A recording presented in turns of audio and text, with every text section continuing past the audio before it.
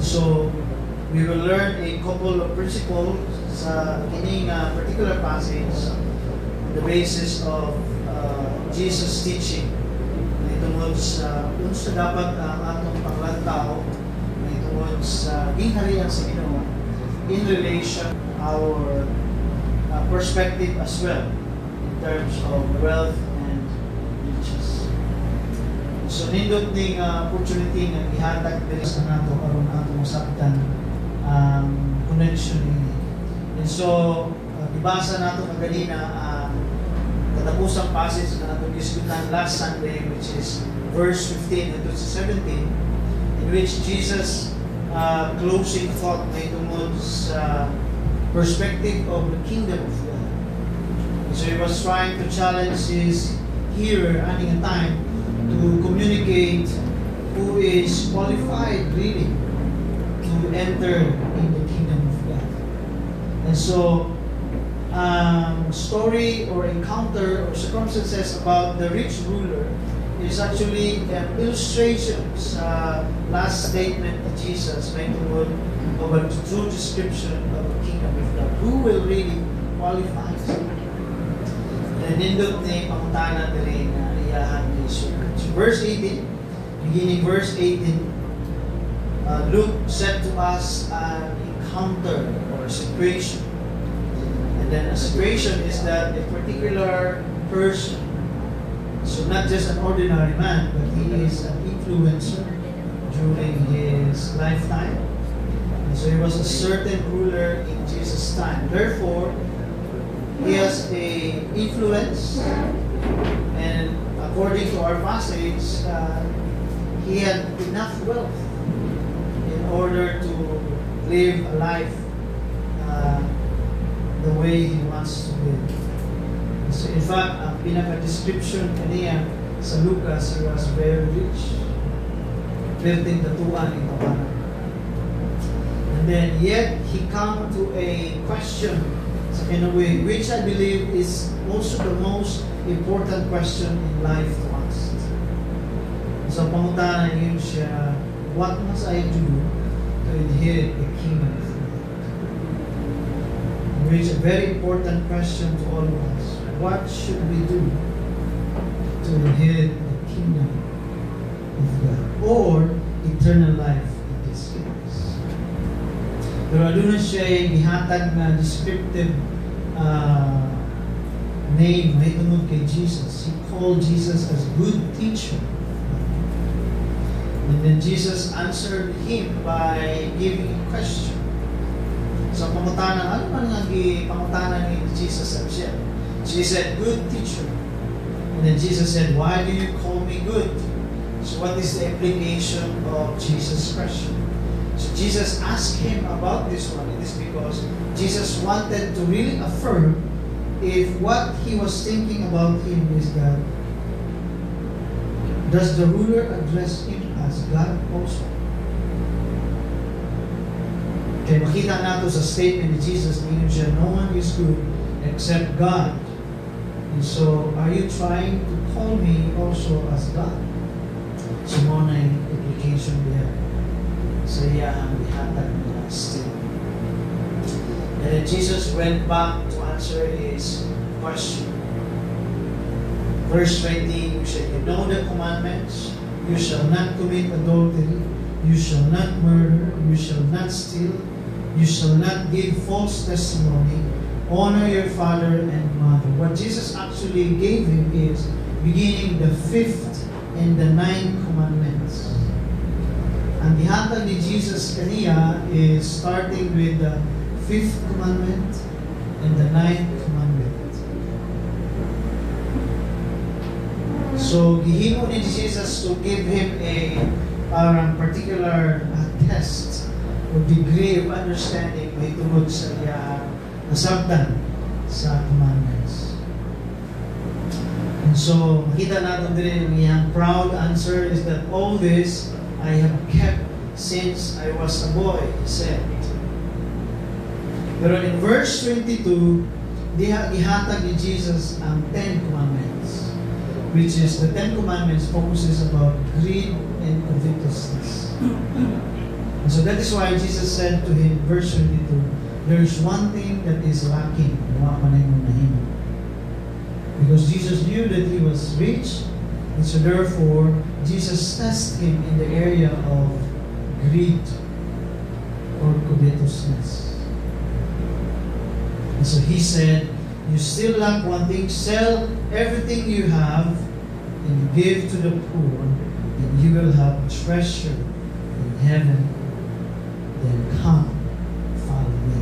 Dunay duha ka condition na gihatag sa Jesus diri, which is to sell everything, meaning to say, to empty himself of all the riches na siya. Imagine. Wala na yun si Jesus nga give portions. Wala po na yun si Jesus nga show charity to the poor or to the people in need. But what he challenged to the rich man is that sell everything. In other words, empty yourselves from anything that you have. Niya, kita sa natin rin ang challenge sa Jesus is also to follow Him. May duha ka condition na ihatag ni Jesus. So in this particular passage, kaning banda, hantod sa 22, kung saan may atong makita rin implications or lessons and principles. Number one is that we learn here in this particular passage that we can never earn our position in heaven. Kaya kung tanawin mo ang statements sa maong ruler is that he is faithful to the law and he managed to really obey it since he was young. Now that he is old, and so he is confident that he is actually following the decrees intended for or expected to every Jew to have. And so therefore, in his mind, he's thinking na, I think I am qualified. Pero gusto niyang makuha ang opinion ni Jesus, curious and ayo, in order to reaffirm his condition, which is a good thing, kaya namutanan din siya kay Jesus. And so makita natin rin by way of implication, when Jesus talks about the kingdom of God, who will enter it? Makita natin that it is not those who are actually good performing on the basis of good works. And so in a sense, we cannot earn our position in the kingdom of God by basing our performance on the basis of our obedience through traditions, cultures, or what we call law. And so in a sense, sa ilang panahon, ang ilang basis of obedience is that I am faithful to the sacrifice, I am faithful to the offering, I am faithful to my obedience to every week obedience, I am faithful to fasting obedience. And so ingon na ang ilang basis. So sa atong case po, possible nga ang atong basis is that I am faithful in going to church. Sometimes I pray to God and I read my Bible. So, ingon na ato ang parang in terms of that. So, kung mao na siya ato ang basis, then we regard our religion as a way to be accepted by God. And so, mao nga naay sa evangelical, dili kaayo ta ginadugog og mga tao or gina-embrace ini ato ang concept of faith. It is because it requires a lot of us. It requires our life, our commitment, our understanding to faith. And so therefore, mas sayon ang Catholic religion. Kaya nga naman, simpa ka lang. Kung ako na nagkaanapustyas, pinalimbiro na. Kung niya hatag lang ka o gamay na offering, okay na. Kasi mauna yung natawag nato na foundations or basis of their acceptance into the kingdom of God. And there are some other sects as well, uminom ko, murag masayo, mahimong iglesia ni Cristo. Kaya nga naman, kung iglesia ni Cristo ka, basta present ng kada Domingo sa ilang simbahan, di na masiladan, kaya manirado mo rin sila. No? Pag mali, manirado mo rin sila, dahil na, untog, yun na. Nindot ka, dito sa may Jensen, nakato ko sa Jensen, na iglesia ni Cristo sa ako ba? Yan ang matanan ko. Ano man masiraan nila? Ani mo na siya, sir. Kaya ang filosofiya nila, sir, na kung muabot ang Ginoo, pinakalit muabot ang Ginoo, di waka sa pundo. Bilhin yun ka. So, they're trying to develop a concept na you need to be conscious na at any moment, muabot ang Ginoo. And so, the safe place is to be with the community. And inside the church, ana ang ilang idea niya. So, nindot sa ilang konsepto. Magtugin ng mga tao. Pag ningon na alas 8 ang panimbahon, so may tawag sila ng simba. Basta nakabot ko sa tawag sila ng simba. Basta pag alas 8 yun. Untog yun. Yan ako silingan nga iglesia ni Cristo. Pwede ko sunod ni Garito. Buntag sa iyo, nakapulo na siya. Ikaw musimba na siya. Kung bago na siya musimba, siguro na siya. Duha siguro kasi. Pero sa iyo, 5:30 in the morning. Makta na siya. Kasi nila pa nagtapos para sa mundo. And so the operating concept is that as if you only do your duty, then you are safe and you are qualified. And so therefore, if that is the basis of our acceptance before God, then therefore, to be religious is much more easy. So masayon mag-iglesia ni Cristo kayo. Simbalat ka. Bahalag mo si ikag sigarilyo niya, bahalag mo yung musika. Importante, apil ka niya. Huwag ka na sa likod eh. Sayon mo katoliko, simba ng katoliko. Mamili pa yung oras. Kaya inuras mo ng simba, di ba? Nasipos ka lang, hindi mo kaya nasipos ka lang. O niya ng alas 7 na nabimisa. Hindi mo kaya alas 7, alas 10. Hindi nyo kaya alas 3 sa hapon. Very convenient. So, yun ana ang ato ang observe. Sa Jehovah's Witness, punta po. Dali ko kayo. Kaya nga naman, magkuman-uman na ka ng ilang pundong masayang sakyaw, bisang tingin ka kasakyaw, basta naara ka dito, matayong-payong ka, bisang init kayo, musuri-suri ka ng subdivision, maguktok ka na balay. Okay na. You are secure. You are safe and secure with your assurance. Kaya naman, because that is their basis of assurance. If you are faithful in preaching the word, ang idea dito is that God will accept you into His kingdom. Sumuna sila nga maningkamot yun sila sangyaw sa pulo sa inyo. Muna sila nga, makita niyo sila nga sayo sa buntag, tindog na somewhere in Almendras Gym, sa mga gawas sa mall, sa mga gawas sa mga public places, mga public market, na sila diya. Ibisan ko bula sila yung mga tao, mga ginaabi-abi. Ang ilaha is that faithfulness to the call. Na sila dito para magsangyaw, magbunta sila, mag-display sila ng ilang mga libro. Kung sa may driving principle, I'm doing this so that God will save me. I'm doing this so that I will inherit a place in the kingdom of God. Kung atong sumatutahon, kung atong tanahon, lupig kita mga evangelitas.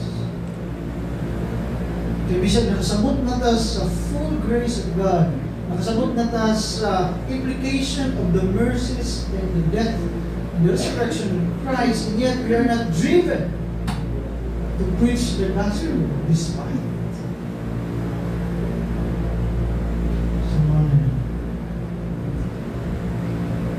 And so other religion is actually far easy if that is our basis of earning a place in the kingdom of God. But we learn in this passage is that it is not what you do to God will earn you a place in the kingdom of God, but what? It is what God dictates or what God declared that we will inherit the kingdom of God. And so in Christ's economy, and so in God's economy, what earns us a place in His kingdom is that we should deny wealth. we should detach ourselves from riches and wealth. It is interesting, and this is the only instance in the scripture na naghatag yun, dako kaayo nga emphasis in Jesus that it is wealth that will distract us, or it is wealth that will prevent us from coming into the kingdom of God. And so ang challenge sa Ginoo is that sell your possession and give it to the poor, and you will have treasure in heaven.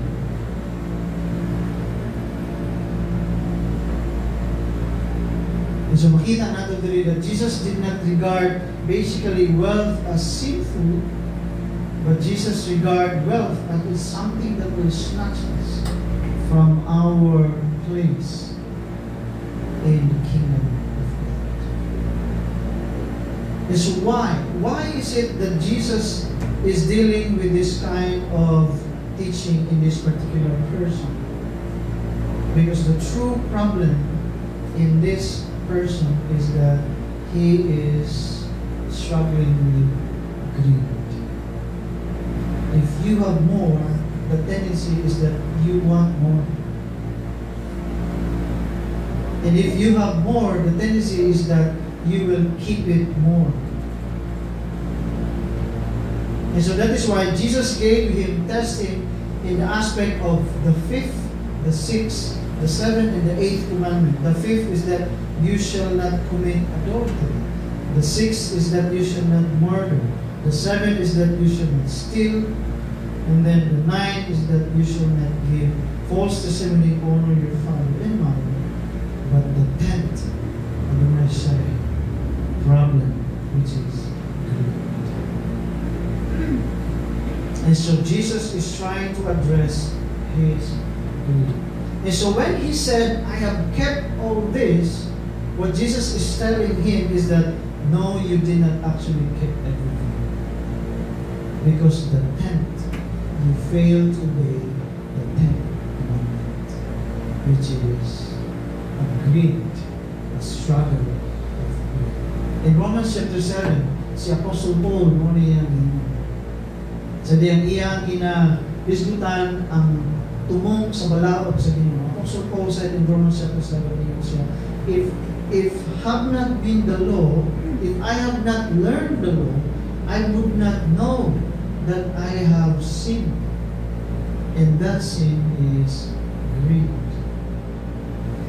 If God did not declare what it is not to covet, I have not learned that I am coveting things.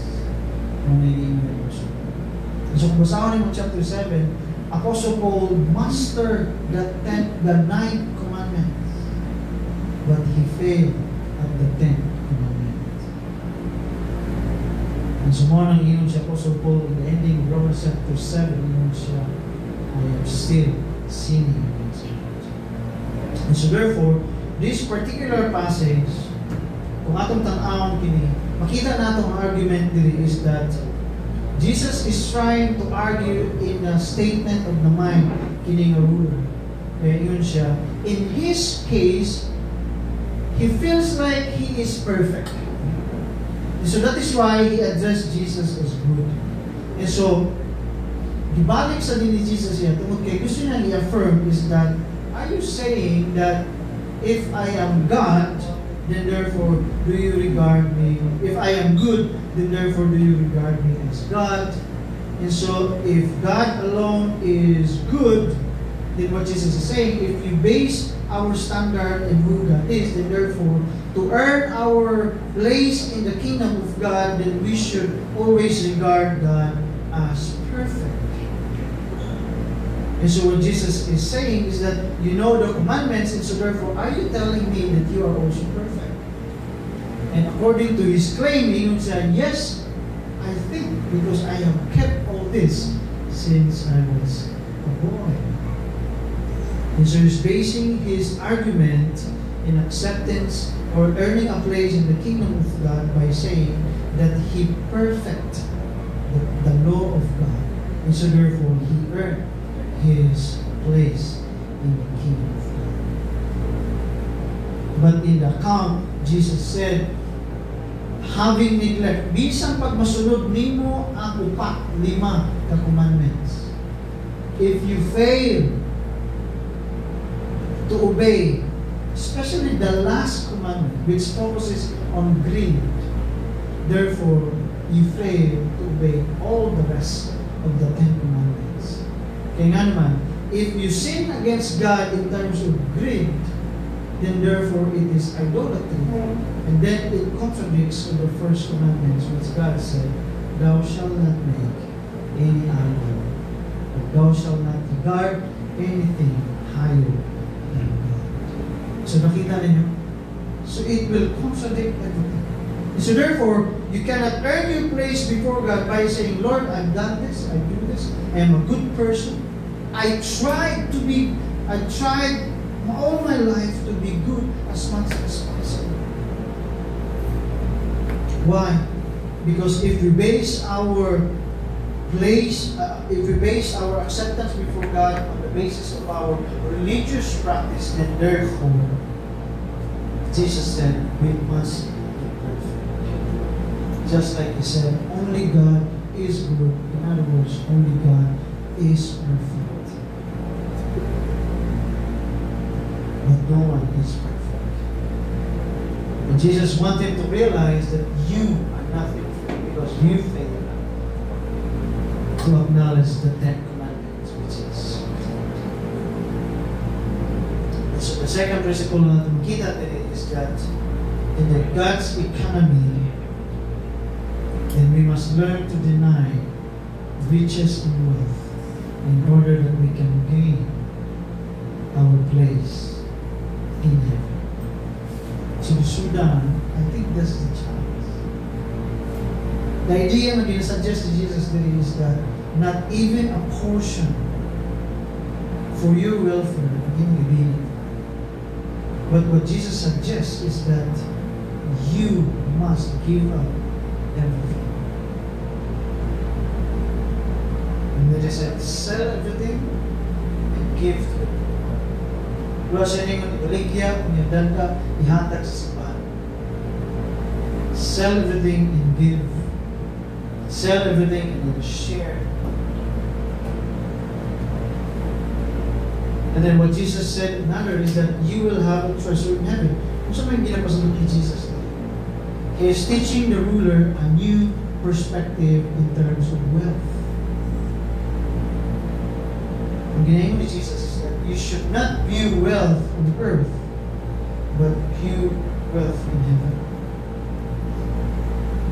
And then the third condition man had that is to follow Him. To follow Him.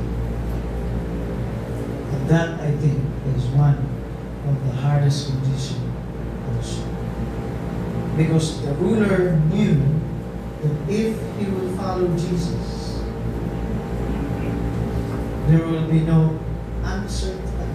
uncertainties in his life. There will be no security in his life.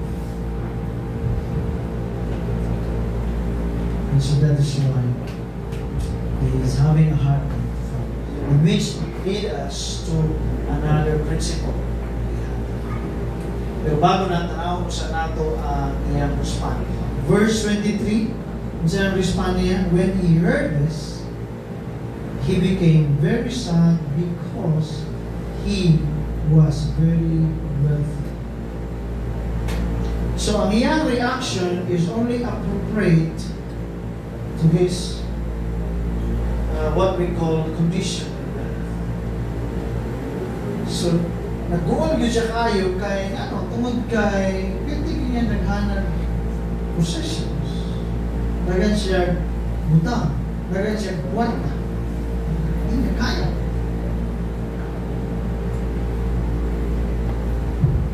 And so Jesus gave a concluding remark in verse 24. He said, how hard it is for rich men to enter the kingdom of God. Then to further illustrate, he said, indeed, it is easier for a camel to go through the eye of a needle rather than someone who is rich to enter the kingdom of God. So the eye of a needle does not refers to a needle sa ato ang understanding. Dili naman. The eye of a needle refers to the gate. There is a gate in Jerusalem called a needle's eye. And then, and this is the kind of illustration Jesus said that when you go through that needle, and if you have a camel with you, maglisod yun ang camel. Kunya, sa ilang time, this is actually a joke. Kumitsya na gingon ni Jesus diri.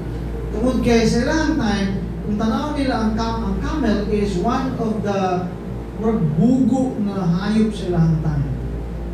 In fact, ang camel is one of the illustration na nasa mga funny acts. Kung imo tanawon ang geographical sa camel, nakatawanan kayo kung mag-mating sila. So, ang camel is illustration sa Jewish culture of a nakaikot sa camel ang tanan nila mga komedya, mga binua. Marunong sa tuwa, di ba? Natin mga komedya na nakaikot sa like halimbawa sa unggoy. Mayroon tag ato ginagamit ang unggoy to illustrate a person na ugly. Ato ginaliken ang unggoy to illustrate to a person sa iyang race. And so therefore, just like the Jewish, camel is often an object of their joke, often an object of their insult, something like that. And so Jesus used this proverb to particularly state or drive a point. And so, pag ang camel mo go through sa needle eye, di lang siya maglisod, kundi rin katawanan niya, kung niya tayo.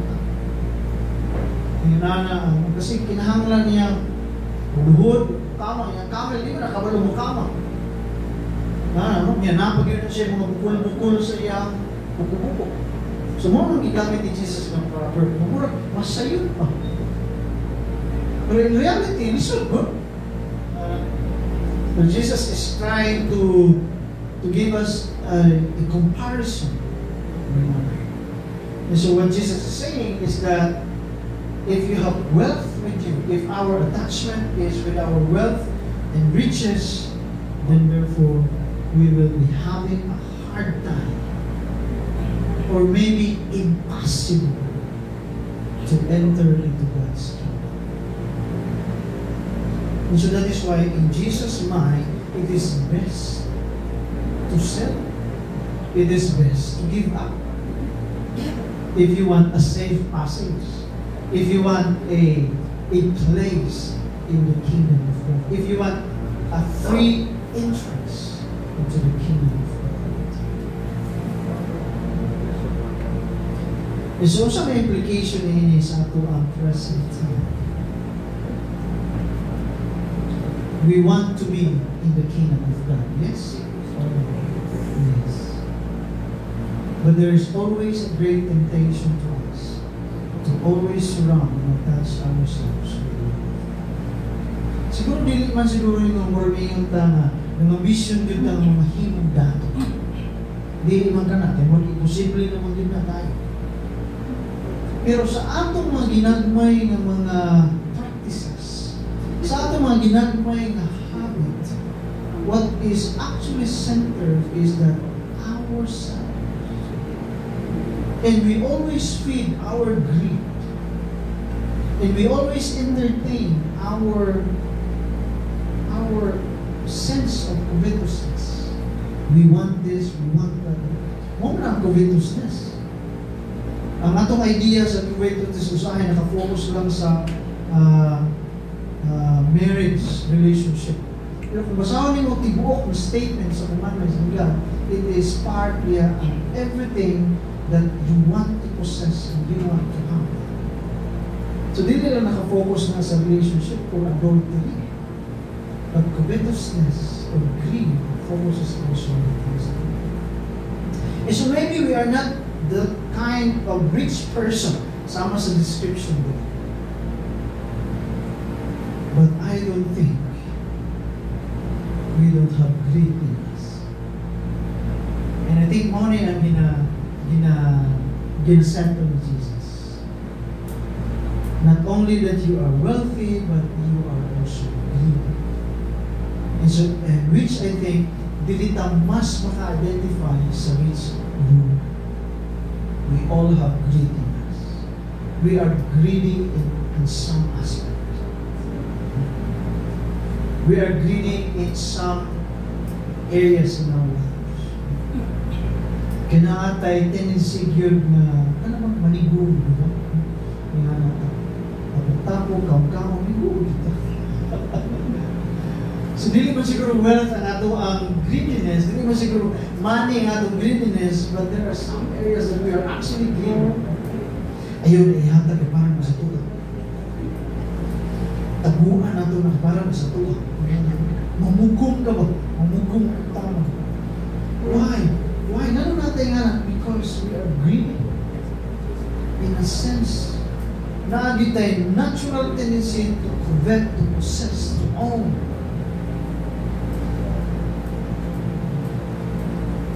Dahil halimbawa sa balay usahin, daksa ang sabon, ano ganda mo? Mahatag sa silingan, hindi, mag-ipay sino-sino. Ang tendency is that, ay, ayun, kamay, kulang pa na nato. Yung mga hinog na tanan niya, ron, saan na ito na? Siya, natao na nato, himo na ito hotcake. Ano? Usay, ref, itasok sa ref kay hinog naman kayo, di naman maapas ang kaon. Itasok sa ref kay para dugay mahinog na. Kay kuha-kuha na nato, himo na ito hotcake. Basta kulang. Bulan saging hotcake. Breakfast, saging nas. Mashed banana with flour. Ano? Pero initial is that, what I'm trying to say is that if we have more, the tendency is that we always possess. We want to own it. And so what Jesus is saying here is that kung mauna yung attitude, basi mo na hinungdan na di takasod na naman, we will never be qualified. And so, kung sa may ito makita din, Jesus is pointing out na dili lang mga aspeto sa ito ang religiosity ng ating tao. But Jesus is pointing out that the inner character na naata is that one of the very things na atong yung mas samot na bantayan. That we need to be particular of. The inner self and the inner character are the things that we need to be particular of. Why? It is because it is a subtle aspect in our lives in which sometimes we thought that God will pass it out na murag okay lang palagpasun siya. Mabit ang very, very strategic kayo ang himo ni Jesus. And so, okay, adulterous ka ba? Pasa. Are you a murderer? Pasa. No. Are you stealing? Or are you giving false testimony? Do you honor your parents? Pasado. Pero again, Jesus bring him into the very core of himself that he did not fully receive the realities. And that is greed and covetousness. And Jesus is trying to point out that if we want to earn a place in heaven, then therefore we need to be really conscious of our heart towards wealth, and towards money, and towards things we possess. Because maybe you will never know that will disqualify you into the kingdom. And so it is a dangerous thing. In Jesus' words, he said, it is impossible for a person. And so with that, verse 26, na ay nakarealize. So kung mauna, kung iyon na ako na kalisod, dili man dahil sa ato ang pagkareliyoso. Unya, bisan ka ng gamay na butang nga kanang imo lang yung itago-taguan na sikreto na ikaw ay nakabalo. Then, ayun na mo sa katao, kaysa may maluwas, kumuna. Who will be safe? That's the case. And if it is also a right question to ask. But Jesus gave an encouraging remark in verse 27. What is impossible with man is possible with God. And so therefore, this particular passage or verse is actually focuses on salvation. And oftentimes, gina-quote natin sa mga circumstances, mga naatang, nagpait ta karon, ngayon na ita, ingon ang pulong sa Ginoo, why impossible is you are misquoting the verse. Naata sa struggle karon, naglilisod ka kay puno ka sa stress, ngayon ka nga, nothing is impossible with God, I can overcome this. That is a miscontext, a misuse of the verse. Because Jesus uttered this verse in the context of saving grace of God. Nothing is impossible with God if ever He would come to save people. To save humanity because of our sinful nature is impossible. Almost impossible. Kasi God cannot tolerate any minor sins or any sinful act. He cannot compromise because He is good and perfect. And so therefore, it is impossible. It is also impossible to maintain a religious life to be accepted by God. It is impossible. But thank God in His grace that if God will act, it is possible. So makita natin din that we cannot gain our access into the kingdom of God by our religiosity or by our works. But we can have access in the kingdom of God by the work of God. And so Jesus highlighted that it is not what you do will accept, that you will be accepted by God, but it is what God does that we will be accepted before Him. And so kuyaw kayo ang economy of the kingdom of God. Baligtad sa kanunay. Una is that una-una kang maningkamot ka, makasulod ka sa Ginoo, or madawato ka sa Ginoo. Ang kingdom of God, the economy of the kingdom of God is that, that's not what counts. What counts is that what God approves. And so therefore, it's an implication in it. That is why if we embrace obedience in faith in Jesus alone, therefore we are embracing a religion with freedom. It is because it is for this purpose that Jesus called us into freedom. Pero ang tao, gusto nila i-burden nila ang paglingon with culture, tradition, and religion. Why? Because we always think that we can please God if we do something about our lives. Pero dili ko nagpasabot na kung nakailan na sa Ginoo, wa na tayo buhaton sa ating pagkalingon. O wa na tayo pag-uod sa ating pagkalingon. That's not what was being meant.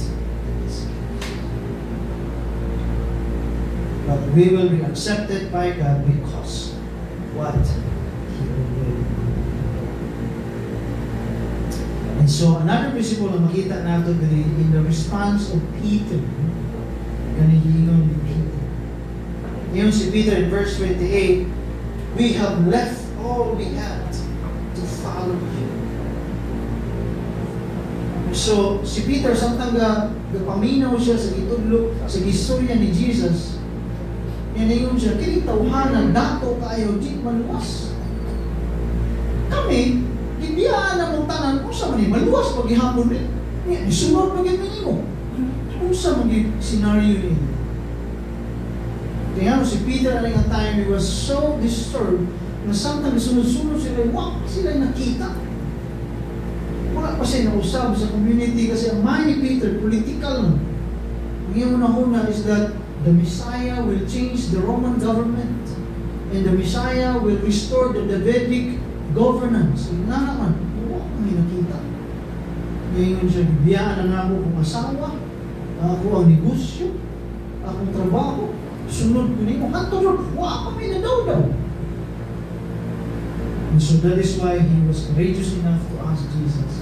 So if that is what you're saying, if I give up everything to follow you, then we will gain our position in the kingdom of God.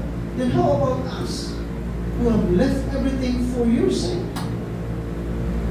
And so we learn another principle of gihatag ni Jesus before that. Verse 29, it said, I tell you, no one who has left home, or wife, or brothers, or sisters, or parents, or children for the sake of the kingdom of God will fail to receive many times as much as in this age and in the age to come, eternal life.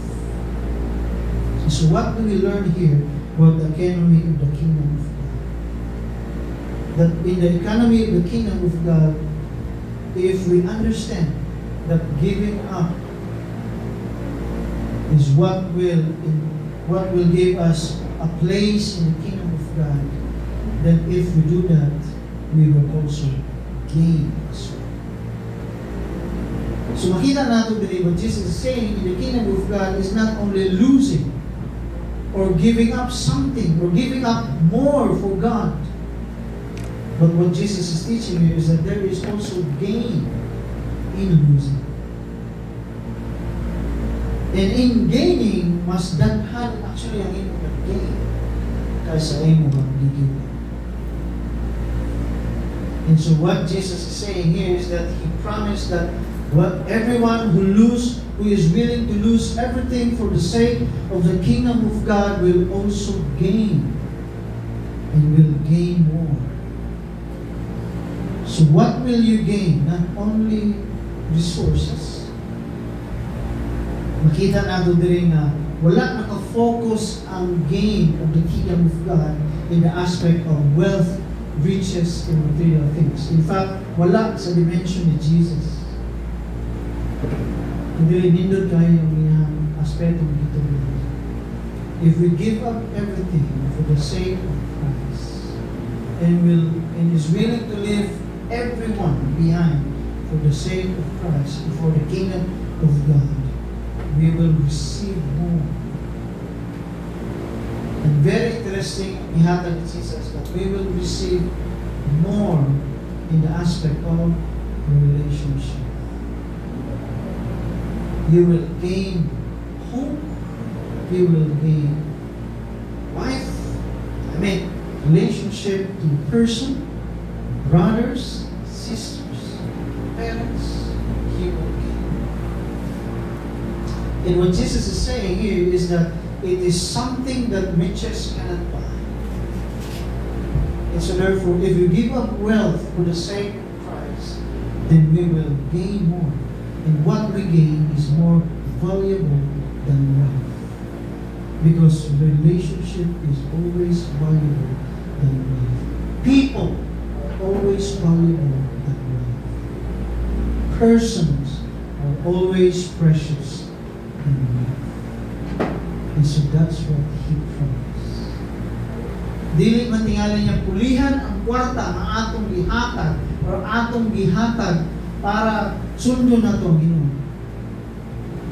But He will replace it with more valuable if we choose to follow Him. Relationship is after all more valuable than wealth and riches. Kamo sa inyong kabahay, kung sa may inyong piliin? Relationship and riches. And so makita natin that in the economy of the kingdom of God, God always emphasizes relationship, persons, over wealth. nana ang ilang.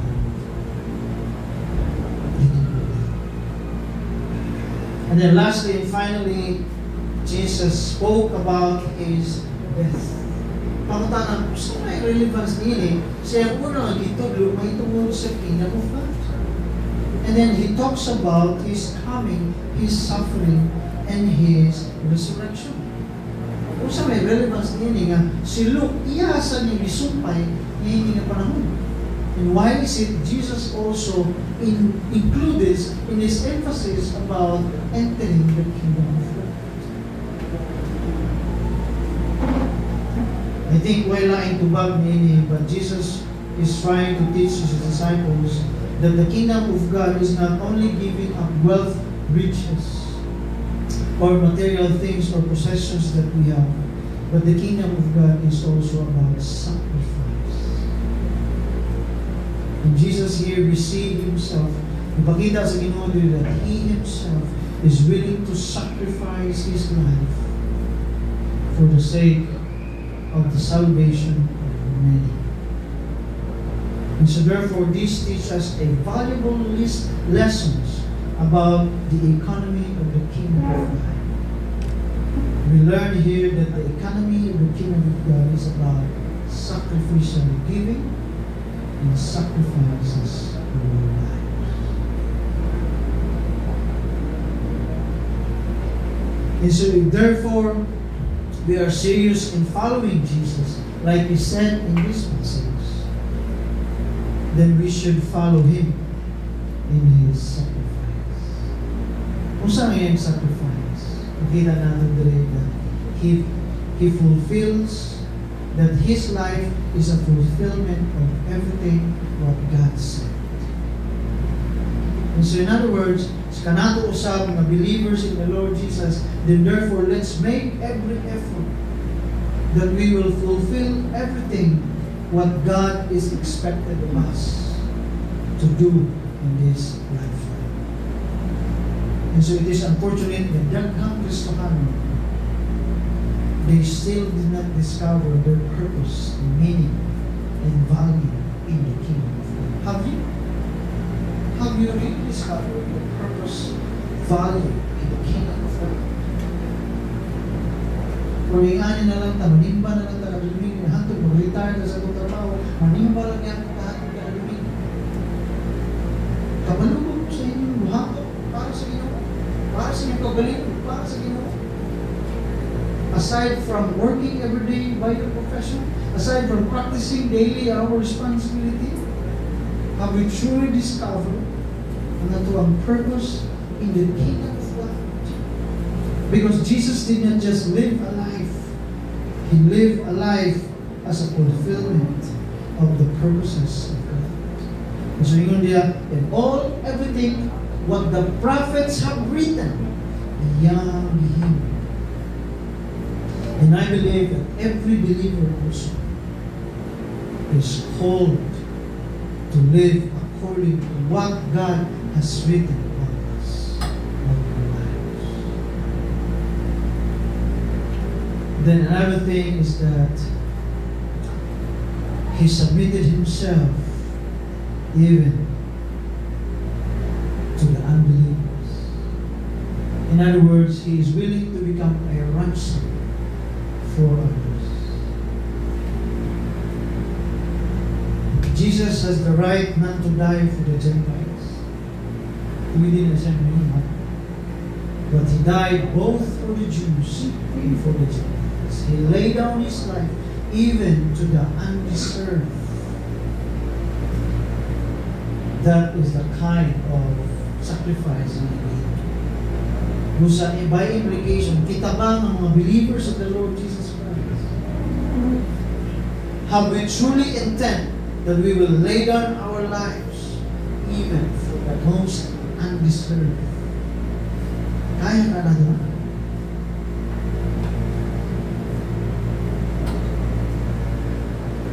Kaya ka na itong mulungtad sa mga tao nga di yun amay nga ito ang tagaan sa atong pasensya o panahon o atensyon.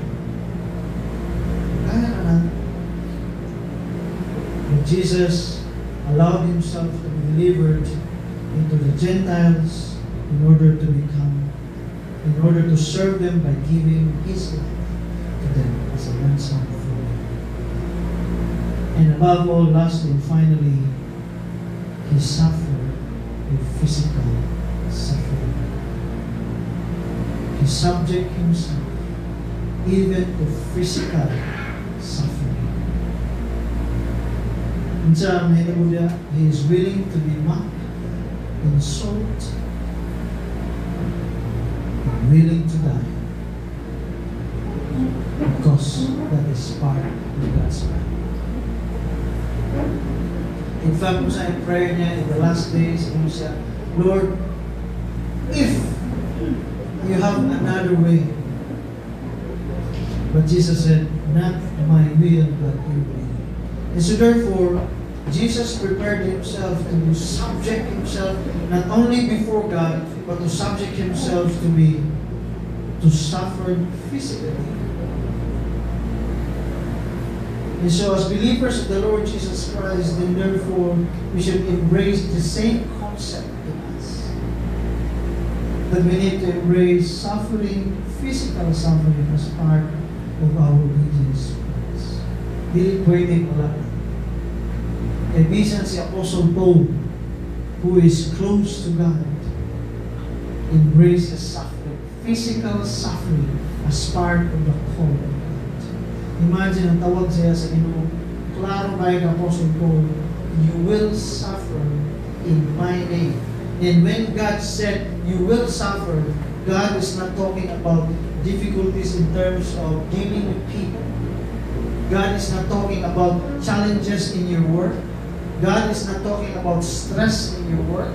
God is not talking about being out of focus or being tired. No. God is talking about life, death, suffering. And in Jesus' case, it is life and death suffering in which he needed to subject himself before God. And so if we are truly a believer of the Lord Jesus Christ, then in the economy of the kingdom of God, each and everyone should embrace physical suffering, even matters of life, as part of our call, because that is the true implication of following Christ and inheriting the kingdom of God. Without suffering, we will never gain a place in heaven. Kusa, di kita matampo sa ginunay-nunay mo, Lord, ilikay taon. Mga itong prayer ka nun ay ilikay. Lord, ayaw taon. Ayaw yun ito. Sa na yung mga panahon sa akong life na inanan ko ka, para naman ito, ako ko'y tungod kayo, nagdako ay mong mga bata, nagdako ay mong pamilya, and so therefore nakakay mga itaw na ito na worries in this life. What if? And so sayang akong prayer na, Lord, punta kayo. Ngayon mga gabi nga mag-ampo ko sa Ginoo bago ko matulog mga ako na hunang, Lord, punta kami, ako gikahadlok ka na ito. Na ako'y mga kahadlok sa mga anak, na ako'y mga kahadlok sa ilang future, na ako'y mahadlok ko nga magpait sila, anak, mahadlok ko nga maglisod sila, nahadlok sa ko nga maglisod sa mga anak, ano yung anak ng mga sabi. And so our prayer sa Ginoo, temptation is that, Lord, ilikay tayo. But it's a wrong prayer. Because Jesus did not ask God to spare him. But Jesus confirmed that if it is his will, then I will abide and I will go through it.